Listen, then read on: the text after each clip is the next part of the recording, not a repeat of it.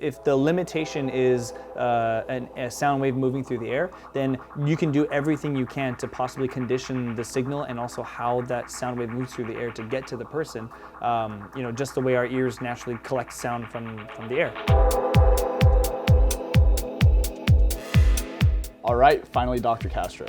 So Apple has released HomePods a while now, and they've been talking about the new capabilities, and now we can see how they're expanding in their ecosystem leveraging HomePods.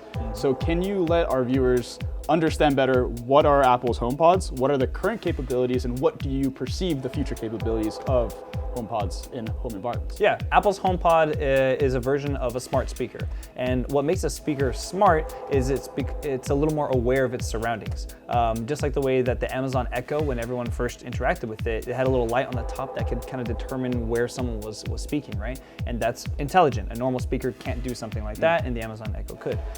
And just like the Amazon Echo, Apple's HomePod also has a woofer, an array of tweeters to kind of shoot sound in all directions.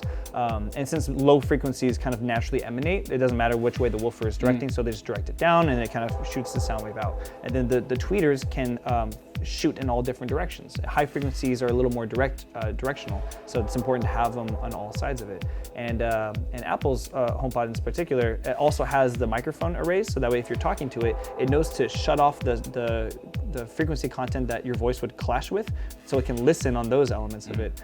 Also, software-wise, it turns it down at the same time, and then it can direct that information back to you, so you can have that conversation very clearly.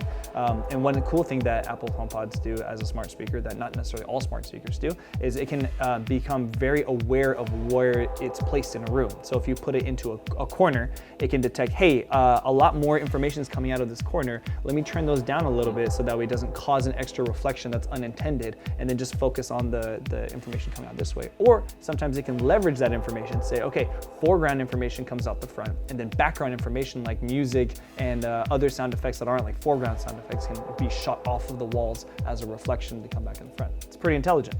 So what we're seeing more and more of is how you're designing audio ecosystems to align to the environment. Because before, we've always talked about how the environment is a very big factor that impacts your audio experience. But if you're creating smart audio technologies that are also understanding your environment to provide these experiences, you can make them feel more lifelike, you can make them more engaging, you can ensure that a user has the best possible experience, even if the mechanism to do so might not be the highest quality thing in the world, but the perceived information becomes more valuable for the user to be immersed in something. Is that true? Yeah, absolutely. I mean, think about it. If the limitation is a sound wave moving through the air, then you can do everything you can to possibly condition the signal and also how that sound wave moves through the air to get to the person, just the way our ears naturally collect sound from the air. So if you can kind of do as much as you can to manipulate that and to balance the fact that there's going to be issues no matter what in the room, then you can at least get a clearer signal or the clearest signal possible with this form of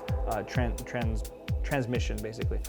Let's say you had bone conduction in the future, then 90% of the issues that they're trying to address won't be an issue because it'll go directly to your ears or directly to your bones going to your head. And so room reflection is not as much of an issue. But for today, if we're gonna stick with this old technology, we can at least dress it up in a lot of new stuff to make it work a little bit better in our daily lives.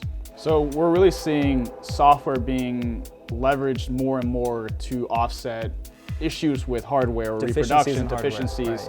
But what endlessly is going to happen, even if there is new hardware, a new way to reproduce, that software layer and understanding ecosystems is still going to be pivotal, but maybe in different ways. It might not be in the exact same way to offset reflections, but it might be more to curate a positionality like spatial within a content experience, or it might be to understand how you ensure engage all the information to a user so that they actually have that full context. Exactly. Think about putting multiple units in a room. They need to talk to each other and be aware that there's other units of themselves in the room, so they can assign, okay, these two are going to be front, these two are going to be rear. We know there's a person in the middle. We know to send only content through the front twos where the screen is, and the back two are just going to be for extra and for background sound, just like how they would have done it if it was just one speaker and they're using the back of the room.